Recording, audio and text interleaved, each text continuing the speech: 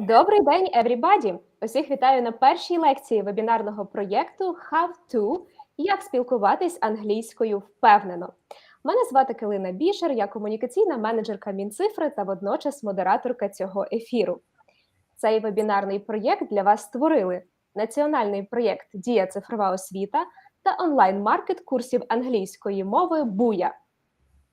Ми вирішили зробити експеримент, і буде звучати цей освітній курс двома мовами – українською та англійською. Тема нашого ефіру сьогодні – «Як скласти резюме». Про це детальніше розповість Інна Жарук, викладачка та спікерка школи англійської мови Green Forest, має 20 років досвіду викладання. Отож, Інно, вітаю! Як ваші справи? Вітаю! Hello, everybody! I'm fine. How are you, Kalina? Just fine. Just fine. It was busy morning today, you know, but I'm ready to start our education lesson. Great. Yes. I hope everybody who joined us in this stream is also ready. And I'm a bit worried, but I hope I will not forget anything to tell you. Так, і я нагадаю саме нашим глядачам, що ви можете ставити ваші запитання українською або англійською. Я їх зачитаю наприкінці лекції Інни, і ви зможете почути відповідь тією мовою, якою поставили запитання. Словом, давайте експериментувати разом, давайте вчитися, давайте наше резюме буде запаморочливо успішним, і нас на горизонті буде чекати нова улюблена робота. Тож, Інна, мікрофон ваш. Thanks a lot. Hello, everybody, one more time. My name is Inna, and today we are going to look with you at the presentation which I have prepared for you about how to write a CV. I've been teaching English for many years, and a lot of my students asked me to help them with, let's say, editing or maybe helping to create a CV. And I thought that it would be nice and useful for everybody who is now looking for a job. So let's get started. And the first thing that I'd like to discuss with you, this is why you haven't written your CV. Quite often people suffer from perfectionism. You know what it is. This is when you want everything to be perfect. And unfortunately, let's imagine you want to have a perfect wife, so you won't get married at all because it's hard to find a perfect wife. The same with CV. A lot of people think that their CV must be perfect, and that's why they don't write it at all. I would like to help you today to at least get started and to make a few first steps to motivate you to start writing your CV. So, if you haven't written your CV, answer these questions, please. Why haven't you written your CV yet? Do you want it to be perfect? Really? How to make it perfect? A lot of people think that they have nothing to write about, but it's only your thought. When you get started, when you start writing something, you will see that everybody has something to tell about. And of course, the question is, do you know how to start? You know, the first step is usually the hardest one for a lot of people. And today I'd like you to help you and to make the first step. Our plan for today is, just a second, how to begin, brag, don't be modest. I'll explain you later what it is, how to sell yourself, eye tracking studying. I'll tell you a little bit about elevator pitch, about the design and style of your CV, what is the difference between CV and resume, how to customize it, some keywords, and the last one, but not the least one, of course, this is how to write the cover letter. Let's start. At the very beginning of your CV, you have to write very simple things. First of all, you have to write your name in English if you're applying for a job in an international company or abroad in Europe and America. Also, you have to write your phone number.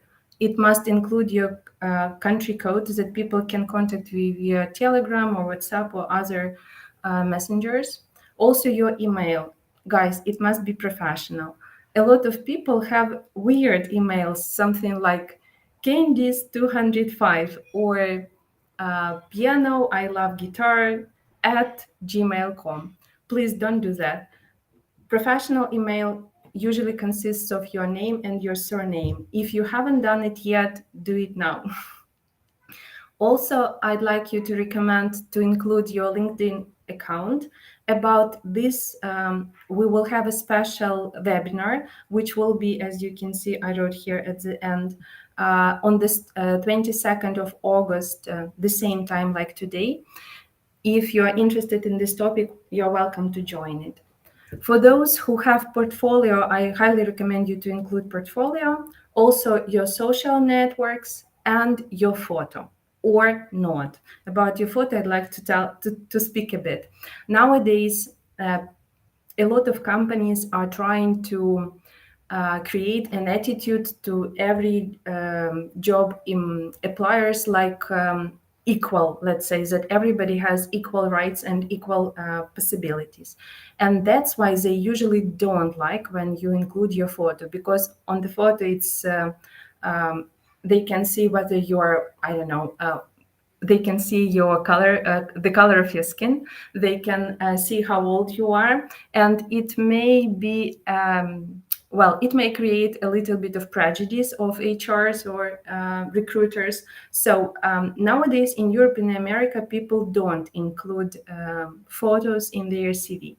But if it's important for you, or maybe you're an actress, probably then you should do that.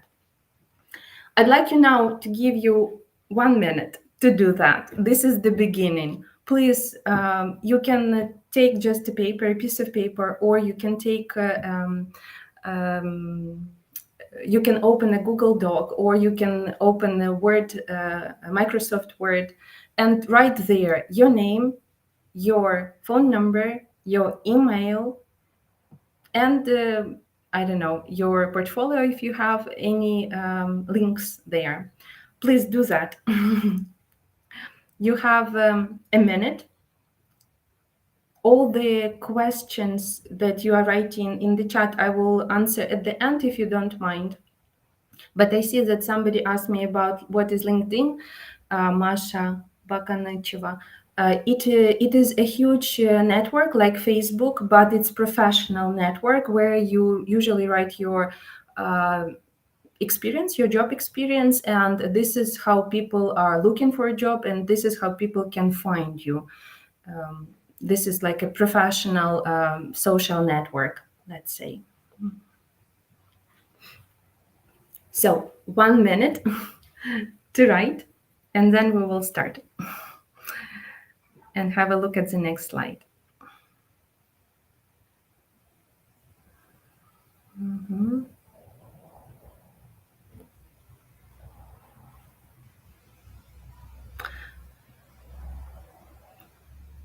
Allah is asking about professional email. I have already explained it, that it mustn't contain anything like any weird words, let's say strange words. A professional email usually consists of your name and your surname. That's it. If you want, you can include like maybe a number, but nothing like travel around the world at gmail.com.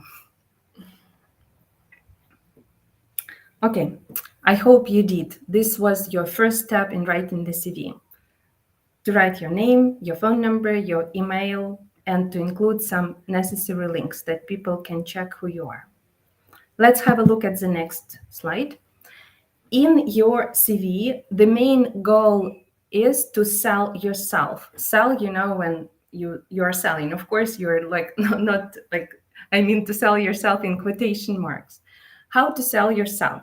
You have to write the years, how long you have been working for the company. I'll show you examples a little bit later. The company name and your job description. Usually this was what you did. But when you write what you did, you have to brag about your achievements. Brag, guys, it means like when you show off, when you are proud of your achievements, when you want to boast about your achievements, what you have done. Quite often people include numbers. For example, I've been working as a teacher for 20 years, so I can write in my portfolio that in my CV that I have taught like more than 5,000 students. It can be names. If you have worked for some famous companies or with some famous people, this is also nice to include, or anything you think is important for this particular job. I'll tell you a little bit also later about that. The examples that I'd like to show you, I have found on this website. This link will be included in the description to this video. No worries, you can open and find there like thousands of examples. Let me show you one. This one is quite good. We have here years, we have here the job title, the name of the company, and then what the person did. Quite long description in my opinion, but to be honest, this is the only experience person has, so that's okay.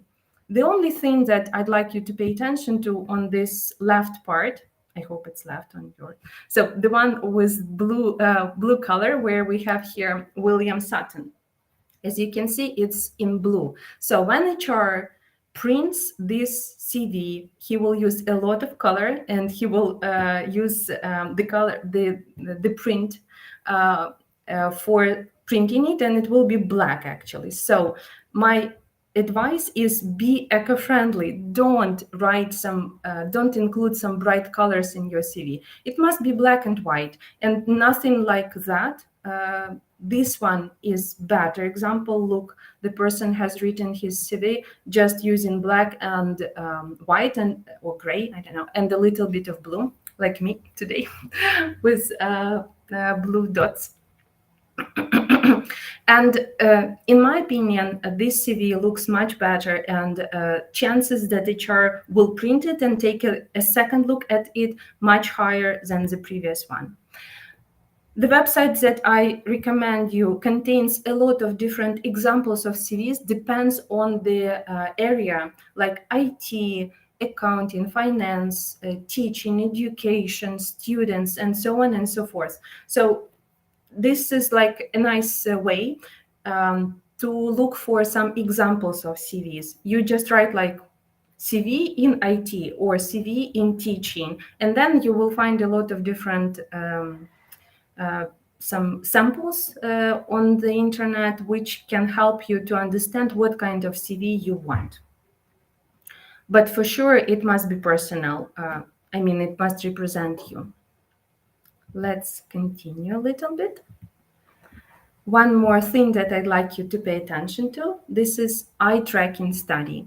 I found an interesting study, which has been conducted by British scientists. You know, they are the most active scientists in the world who conduct a lot of studies. And according to their study, HR spends 7.4 seconds on average to read your CV. So only 7 seconds. And this diagram or map, which you can see over here, shows where they look at. First of all, they look at your name, then they look at your description. 1 minute and I will tell you about that. And then they look somewhere in the middle. So the most important information, the most, the biggest achievements in your life or in your job experience must be written over there, somewhere in the middle of the CV and on the top. If you are interested, the link to this study also will be included under this video description and in the description. And if you have time, it's like only 3 or 4 pages. Very quickly, just look it through to understand how HR look at our CVs and what they are looking there for. I'd like to go back to this CV, which I showed you before. On the very top of the CV, you can see here a short description of the person. This is where HR looks at. This is a short description of you. And it is called elevator pitch. What is elevator pitch? I wrote here a definition from the dictionary. It's a short but effective explanation that is intended to persuade someone to buy a product or accept an idea, or in our case, to buy you. So an elevator pitch, imagine you are in an elevator with Elon Musk and you want to sell yourself. You want him to hire you. So you have 30 seconds while you're going up in the elevator to represent yourself and to tell a brief but very impressive description about you. So that's what must your CV include. One more time, I'd like you to pay attention to this eye tracking studying. It's over here on the top that people, that HR looks at. And this is your short description. Over here, we have a person who wrote about his teaching experience.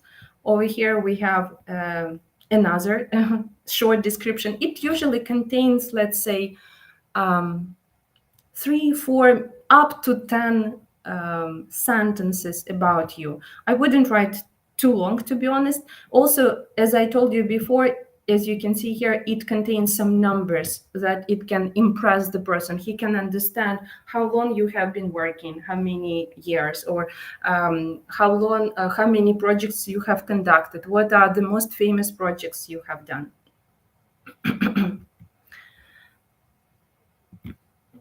Elevator pitch must be written and rewritten and rewritten again and again. To practice that, you can also attend our webinar, which will be on the 8th of August, the same time, on Monday. And Katya, my colleague, will tell you how to do that in the best way. I just want you to tell that it's something that hard to write at the very, at the very beginning, when you just sit down and write, okay, here is my elevator pitch, here is my presentation. Try, if somebody tells you, tell me about yourself, it's so difficult.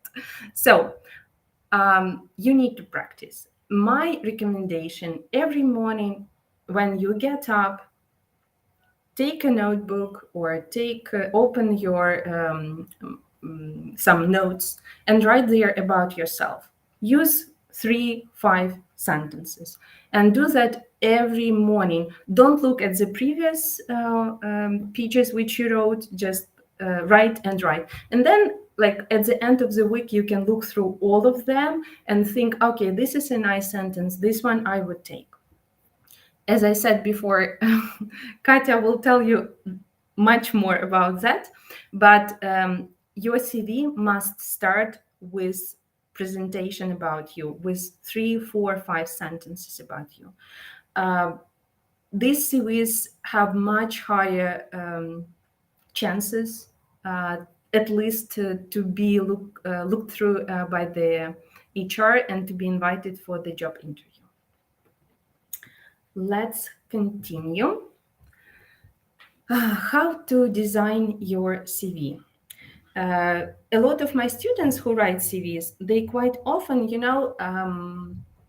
send me the CVs, and I rarely correct the mistakes. But what I do, I have to correct the design of the CV, because people write too much, or they write and they use different styles. They use different bullet points. Bullet point, these are different, these things you see. So they use like squares or diamonds or dots in different like job descriptions. Your CV must have the same style. It's very important. You have to design your CV, but as you can see, I wrote not too much. What it means, not too much? It means don't use too many colors or too many different fonts or different sizes of fonts. It must fit in one page. It's important. You must be brief. You must be accurate. Accurate means it mustn't contain any mistakes. But if your level, or like if your English level is intermediate, then write as you can. I mean, my recommendation, don't ask some professionals to write CV for you, because even if your CV makes a good impression and people think that you have really a great level of the language, but in reality it's like intermediate, then better write it in like according to your level. Use some simple structures. Use the words that you know. Well, it's your CV, remember, not somebody's. Be professional, one more time. So your CV mustn't contain, I don't know, some pictures of your dogs or some information how many dogs you've got, unless you want to be a zookeeper. Then, of course, it must have there. Use white space. What is white space? Let me show you one more time. White space, it's this like part when there is nothing, and that people can identify this group, like this information, second part of information, and so on. Also, as I said, you must keep your style and think about general impression. The best way to think about general impression is to print your CV and to show it to your friends or to your colleagues or maybe to your boss even, like what they think about that. If you have HR, then ask the HR about this general impression. Usually, recruiters are very generous giving feedback, and you can ask about that as well. Anya wrote about the difference between CV and resume. I will tell you about that a little bit later, Anichka. The next one, let's move on. I want you to show a good example, in my opinion, of the CV. It's not the best. I didn't want to find you the best one. I just want you to show like a nice examples of CVs. They contain white space. They have, these are two examples, by the way. They have like the same style. They have some blocks, and they contain like a profile. Over here we have, for example, here the person wrote his profile, and here he wrote his objective. Objective, it means like your aims, your goals. Also, as you can see, in the middle, the person wrote like his achievements. This is where HR will look at. Here, the person wrote his skills and his experience. Again, this is the second where HR will look at according to eye tracking study. And one more, look at these examples. A lot of colors, a lot of different blocks. Unclear what it is. It's even hard to read. So please don't do that. Even if you're a designer and you're a very creative person, you can show that when you get the job, but not in your CV. Your CV must be a little bit, let's say, elegant, as I wrote you about that before. Talking about CV, I wanted to tell you that CV is the word that means your life experience. And my recommendation, in your CV, write everything, all experience that you have. This is like your education, qualifications, different workshops, some webinars, some certificates that you have done, even your personal interests. This must contain your CV because it's your like life experience. It's the story of your life. By the way, some of my students told me when they were writing their CV, it was like the whole life was in front of them, like, you know, before the death. So it's a nice way to look back at your life, to think what you did.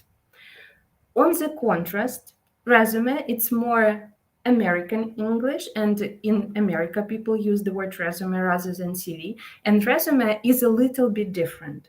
Resume contains the same, according to the dictionary, it's almost the same, but I noticed that in resume, people write only those information, only those like pieces of information that are necessary for this particular job. And this is my next slide about. I hope you understood that CV is more British English, your resume is American English, and CV contains all your life experience, all your working experience, and resume contains a particular one. And this is what I want you to talk about. Nowadays, people don't send CV, they send resume. They customize their CV. What means customize? This is when you modify your CV to suit for a particular job. So if this job is a financial director, I don't know, or an accountant, so your resume must have only experience or only some certificates or education connected to this particular job. And so Nastya asks me, what is the best CV or resume? Nastya, I recommend to have CV as a basis, which you always have in Word or in Google Doc. And depends on what job you're applying for. You choose particular information from your CV and create a resume. So to apply for a job, you need to have a resume. But to create a basis for that, it's better to create a CV and to keep it on your laptop or on Google Doc. Except customizing your title, you also have to create a summary of qualifications. That's what I said before, that the summary of qualification must have like 3, 4, 5 sentences about you. Also, you need to display your skills at the front and the center. Remember, eye tracking study, yes? So it must have at the top and somewhere in the middle. Also, remove irrelevant experience. If you were working as a waiter and you want to be an IT developer, then this experience is irrelevant and you can just delete it. And the last but not the least, of course, you have to match keywords in the job description with the algorithm. Nowadays, a lot of HRs and recruiters use different algorithms, and they are just looking for particular keywords in your resume. And if they see them, then you go to the pile contact later. If they don't see these keywords, unfortunately, they will not contact you. What means keywords? Keywords, these are the words that you have to, you have to look for the job description that you are applying, for the job that you are applying for. So here I found a job description and I highlighted the keywords that, in my opinion, must be included in your CV, in your resume. But if you are an accountant, then I think I found one more, looks like an accountant. Just a second. Okay, it doesn't go further. Okay, yes, so this is another job description. And here I also highlighted some keywords, which, like, I don't think that all of them must be included in your CV, but some of them must. The HR will use the algorithm and will see these words and understands that, okay, this is the person I need to talk to. One more time, let's get back to your CV, which must become a resume. So you have to customize your title. You have to write a brief summary according to the job you're applying for. You have to display your skills at the front and in the center. You need to remove irrelevant experience or irrelevant certificates or some workshops, and practice with keywords. What you can do, if you want to get a job as an English teacher, for example, you can take 20 job descriptions and look at them and try to highlight, like take a marker and highlight all the words that must be included in your CV. Use 30% from them. Don't use all of them, but keywords for sure will help you to get at least a job interview. Okay, that's the next one.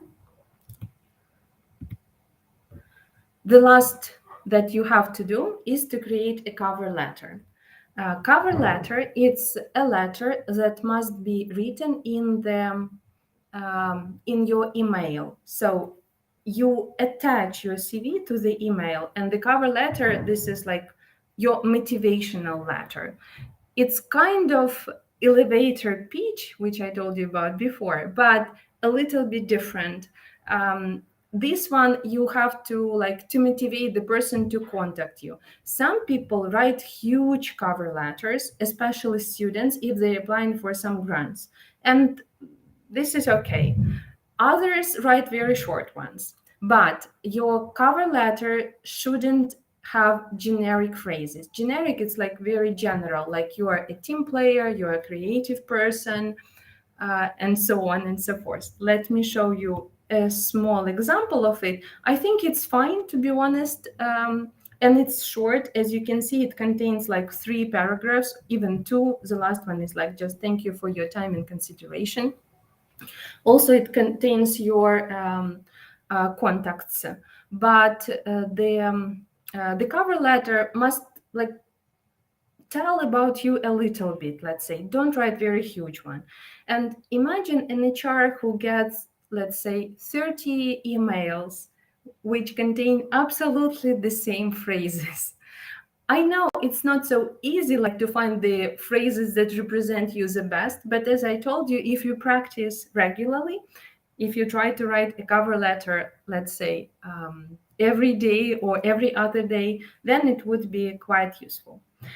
By the way, we have created some exercises for practicing, Green Forest team, and the link for these exercises also will be under this video, and you can, after our webinar, practice that, open some tasks and try to do that. You can also check yourself there, so you write some answers or match some phrases and then check yourself. It would be for sure quite useful for you.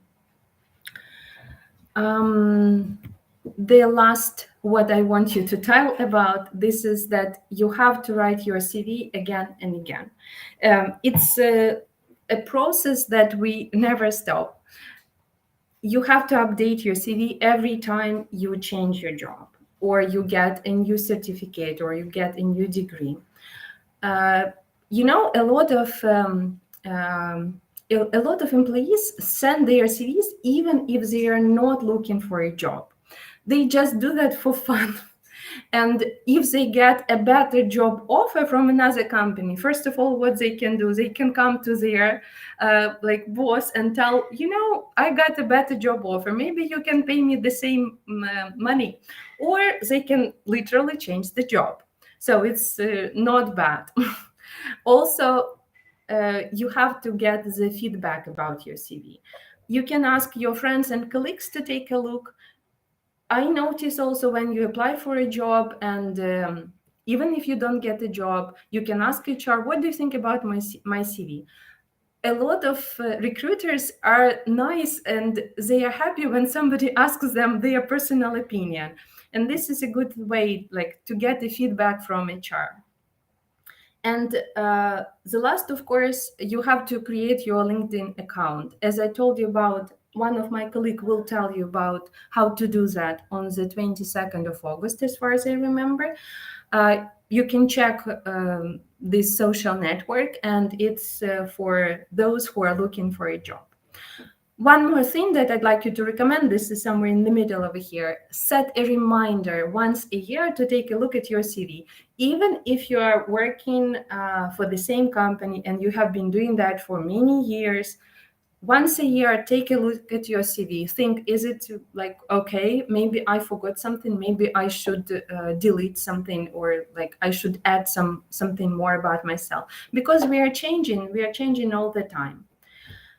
And one more thing that I'd like to tell you, that a lot of my students who we were creating CV with, they said that when they were making their CVs, they finally understood what kind of job they want. So a lot of people feel lost and they don't want to, or they don't realize exactly what job they are looking for. But creating your CV will definitely help you that. So if you feel lost, if you don't know, oh, maybe I should do that, or maybe I should do this, then writing your CV will help you with that. I suppose that's it. Now we got some time to answer your questions. I'll be happy. I hope Kalina will join me and we will read some questions. With a big pleasure. So, what we have now? Ми маємо кілька запитань, і перед тим я нагадаю нашим глядачам, чому ви потрапили на такий цікавий, крутий вебінар, і яку ми задумку маємо. Власне, ми бачимо зараз безпрецедентний інтерес до України, тож круто використати цю ситуацію, аби попрацювати у міжнародних командах та проєктах. І цей шлях починається часто саме з резюме англійською. Тому ми сьогодні розбиралися в тому, як його найкраще підготувати, і вирішили лекцію провести саме англійською мовою для максимального занурення. Адже якщо ви вже готуєте резюме англійською, то логічно ви вже розуміли, що ж нам такого важливого радила Інна. Отже, йдемо до запитань. Перше запитання від Олени. Is it better to use Europass form to create a CV? You can do that if you want. To be honest, I don't mind. I think that Europass form works quite good. So I like my personal one, to create some kind of personal touch. But I suppose that if you want to use it, I think that it's also a good idea. Наступне запитання ловимо від Ксенії. What about maternity leave? Is it okay to write it? Ksenia, if you think that it matters, for example, if you are looking for a job with the flexible working hours, then for sure use this information. If you are ready, or if you have a babysitter and you are ready to work full-time job, then it's not so necessary to mention. You know, anyway, some employers are afraid to hire women who have small babies because the babies get ill very often and they're afraid that they will take a sick leave. But nevertheless, lots of my students actually working and they have babies. I also started working when my babies were like 2 months old, and like it was okay because I had the babysitter. So Just wow. Окей. Павло запитує, підкажіть, будь ласка, чи подаються разом із CV додатки? Наприклад, якщо я вказую в CV, що я пройшов курс від Green Forest або якийсь інший професійний, то чи треба надсилати сертифікат про проходження цього курсу? Павло, чесно кажучи, це треба вказати в вашому CV, але якщо вони будуть потім, якщо після там job interview вони захочуть підтвердження, то тоді вже надсилається. Зазвичай лише саме CV надсилається, коли ви подаєтесь на роботу, а потім вже додаються різні сертифікати. Крім портфоліо, якщо у вас робота пов'язана з портфоліо, то тоді треба надсилати портфоліо. Наприклад, моя студентка в Японії, вона мала надсилати паперові CV і паперове портфоліо там в 10, наприклад, компаній, і таке, тому що вона архітектор. Така була потреба. Залежить від професії, але зазвичай всі сертифікати подаються вже потім. Дякуємо. Is it mandatory to have a cover letter and send it together with CV? Yes, you cannot just write send an empty letter and attach CV. You have to write there. This is, as I said, it's a cover letter, and it's like your motivational letter, why you want to work for this company, why you're interested in this job position. So it is mandatory, yes.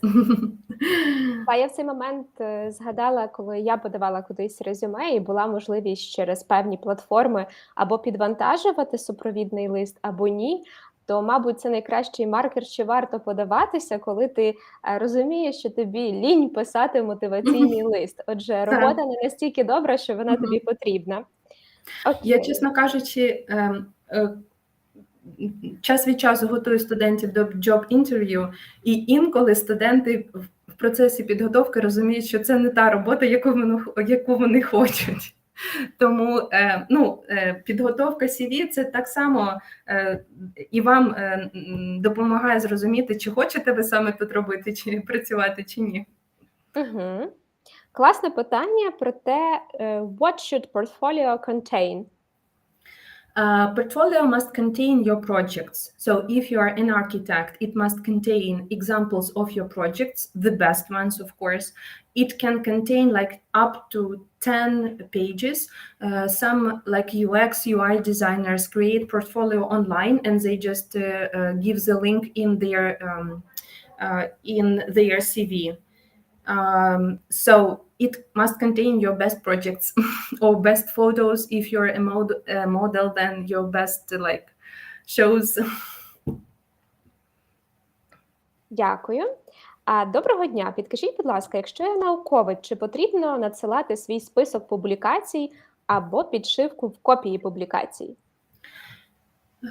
У науковців там взагалі все по-іншому. Науковці мають писати дуже великі cover letter, вони краще надсилати список публікацій, які ви маєте, і лінки до них, ну, і це і є список публікацій.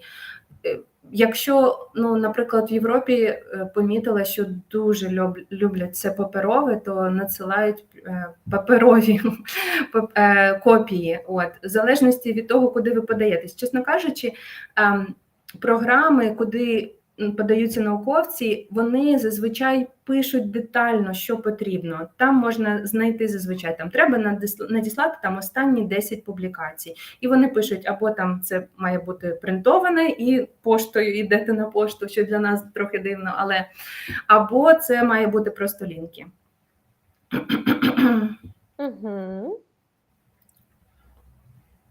How should we name PDF? Так, я бачу. Питання. Так, моя рекомендація створити в Word CV і мати змогу його постійно редагувати. Потім робите його копію, копію, редагуєте в залежності від роботи, на яку подаєтесь, тобто видаляєте все, що не потрібно, залишаєте лише релевантну інформацію і зберігаєте в PDF і надсилаєте PDF-ом. Найкраще одну сторінку, не 20. Я думаю, що тут ще запитання було про те, як назвати сам файл. Ну, наприклад, там прізвище та ініціали або що. Так, прізвище, ім'я по батькові повністю і CV пишете, або резюме. Щоб людина, тому що вона може отримати інші документи просто з прізвищем, а якщо там буде написано CV, то людина знає, що це ваше CV. Прізвище, ім'я по батькові і так. А наскільки релевантно в англійських резюме писати по батькові? Вони ж не вживають такі формулювання. Ну, я мала на увазі прізвище і ім'я, так. По батькові не треба, middle name не треба, так, вибачаюся. Та ні, це я просто дуже люблю докопуватися до дрібниці і там відповідати повністю на запитання наших глядачів. Гаразд, і тут знову повторюється запитання про те, там, чи потрібно додавати дипломи, сертифікати. Давайте ще раз відповімо на це запитання, тому що я так розумію, можливо, хтось до нас доєднався трохи пізніше. Так,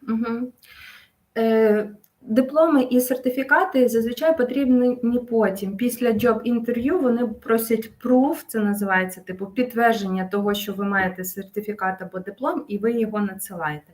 В Європі це дуже популярно, вони люблять, щоб освіта була ось саме до цієї роботи, на яку ви подаєтесь. Тобто, якщо ви там, наприклад, IT-девелопер з певної мови програмування, то щоб у вас освіта була саме з цієї мови програмування, що трохи дивно. В Україні, наприклад, беруть з медичного університету програмістів і ніяких сумнівів не мають. Але сертифікати і дипломи подаються вже після того, як у вас було інтерв'ю. Ви лише їх вказуєте в своєму CV. Дякую. Чи писати в назві резюме посаду, для якої відправляється резюме? Чесно кажучи, не обов'язково, тому що в CV ось ця шапка, про яку я казала, там 3-5 речень про себе, саме там треба вказати, на що ви подаєтесь. Тобто HR, коли відкриває перше речення, яке він читає, він бачить, що ви подаєтесь на цю позицію. Thanks. Could you recommend some e-resource links to familiarize with adequate templates, examples of CV, resume, cover letter, please? Not only Europass. Yes, that's what I included in my presentation, and this link must be under our video. Check it, please. They are like resumes, examples, something like that. The one that I found, and I really like it. Отже, якщо ви ще не знайшли посилання під трансляцією, де є всі корисні матеріали, то саме час. Там будуть зібрані і шаблони, і рекомендації дійсно класних платформ, якими можна скористатися, аби оформити своє резюме. Тобто Інна чудово попрацювала і зробила для нас в продовження лекції таку підказку, щоб дійсно можна було завершити цей шлях фіналізації резюме. І дуже дякую за таку думку про те, що треба резюме оновлювати з кожним новим етапом, новою, наприклад, там суперконференцією, яку ти відвідав, чи супер якоюсь практикою, яку отримав, чи новою роботою. Тому що коли ти, наприклад, закидаєш цю тему і повертаєшся до підготовки резюме через 4 роки, то здається, що це непідйомний такий слон, якого треба різати на бівштекси. Ось. Так, краще записувати. Мені якось легше, тому що я веду Google календар, і там зазвичай пишу всі назви тренінгів, які я відвідала, тому що вони в мене заплановані. І потім в кінці, наприклад, місяця або в кінці року я можу відкрити свій Google календар і просто побачити, ага, ось у мене були такі тренінги, вони там релевантні до такої роботи, і я там їх включаю просто.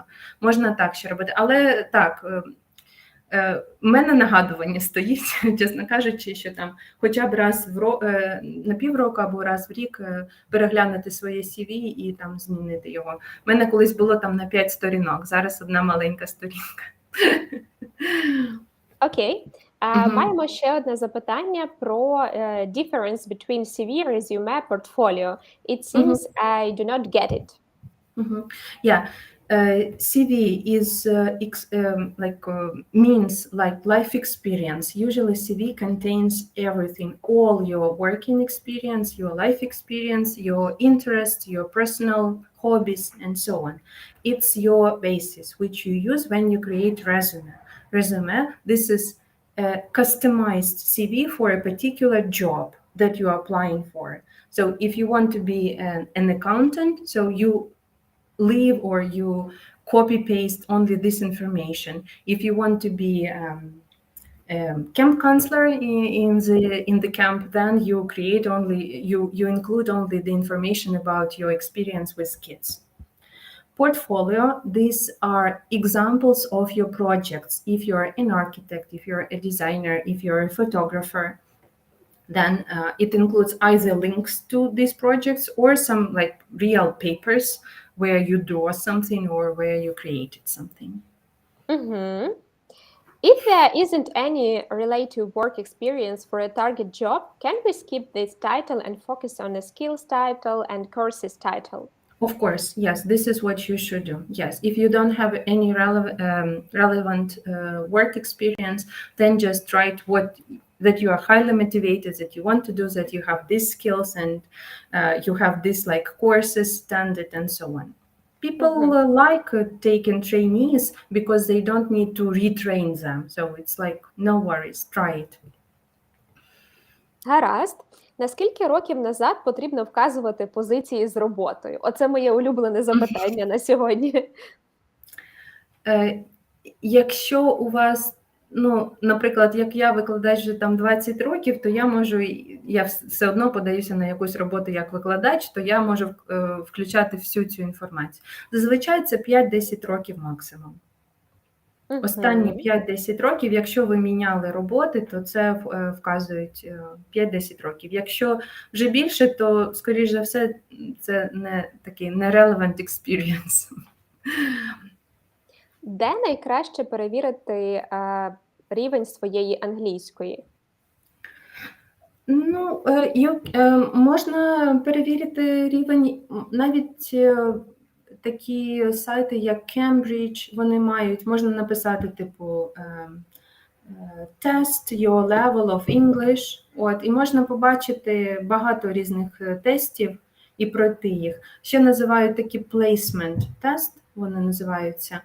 Можете просто загуглити placement test і побачити. Ми на курсах, коли працюємо, у нас просто є адміністратори, викладачі, які тестують студентів, і можна так само просто поспілкуватися з якимось викладачем, і, я не знаю, мені там треба 10 хвилин максимум, щоб зрозуміти, який точно рівень, якщо там треба, типу, B1+, B1-. А так, і люди, у яких високий рівень, вони в принципі, знають, що у них високий рівень. Сумніваються, то, скоріш за все, у них низький рівень. Тому ще А наскільки правильно трошки прикрасити свій рівень англійської, ну там? В залежності від роботи, якщо ви подаєтесь на роботу, де треба буде там багато писати англійською, то краще вказати свій рівень, який у вас є. Тим паче, інтерв'ю зазвичай проходить англійською, якщо ви кудись подаєтесь в Європі або в Америці. І вони одразу почують, який у вас рівень, і як ви їх розумієте. Але не хвилюйтесь, дуже часто їм потрібні мотивовані люди і люди, які зацікавлені в цій роботі. І дуже часто людина може просто сказати: я зараз вивчаю англійську, я зараз там якраз на курсах або займаюся з викладачем. І це краще, ніж сказати, що у вас, наприклад, рівень advanced, а у вас там pre-intermediate. Просто скажіть, що ви до нього йдете. Клас. Маємо запитання просто супердоречне про те, якщо сьогодні все зрозуміли на вебінарі, то який приблизно це рівень? Це буде intermediate, pre-intermediate level, тобто середній рівень. Я намагалася використовувати дуже прості слова, тому що розуміла, що аудиторія різна, і там upper intermediate або advanced vocabulary я не використовувала. Тобто, якщо ви все зрозуміли, то це буде у вас рівень B1. B1, я б сказала так, plus-minus. Дякую. І, власне, в продовження нашого запитання про рівні англійської, можливо, варто пройти якісь тести, як от TOEFL, IELTS, чи там достатньо якогось онлайн, скажімо, підтвердження саме для там CV. Наприклад, науковці, якщо вони подаються на гранти, їм треба проходити TOEFL або IELTS в залежності від університету і його вимог. І якщо ви просто подаєтесь, і це взагалі ніяк не пов'язано з англійською, тобто у вас просто буде спілкування англійською на роботі інколи, а так ви будете самі собі сидіти і там робити, наприклад, дизайн, то тоді зазвичай підтвердження не просять. І під час інтерв'ю розуміють, який у вас рівень. Інколи навіть HR дають потім тести, щоб ви ще пройшли тест і вони побачили, який у вас рівень. Я знаю, що в багатьох компаніях треба проходити такі тести там раз на півроку. Мене студенти розказували, ми готувалися до них. Тому TOEFL і IELTS, офіційні сертифікати потрібні, якщо це студент, науковець, або це дійсно пов'язано з англійською, тобто робота, наприклад, вам треба буде писати сценарії англійською, то тоді краще мати такі сертифікати. Окей, маємо класне запитання, ми вже на нього в певній мірі сьогодні відповідали, але воно про юних пошукачів роботи. От if I don't have any experience in a new job vacancy, what I will write in CV? Можливо, давайте ще раз саме англійською відповімо про те, що робити новачку, в якого дійсно дуже таке ще порожнє резюме. You have to write your skills, what you are able to do. You have to mention your certificates or courses that you have visited, you have attended. And you have to write about you, why you want to do this job, why you are interested in it, why you are highly motivated in it. I guess that's it. Also, you can include maybe some interests. I recommend to include interests if this company is like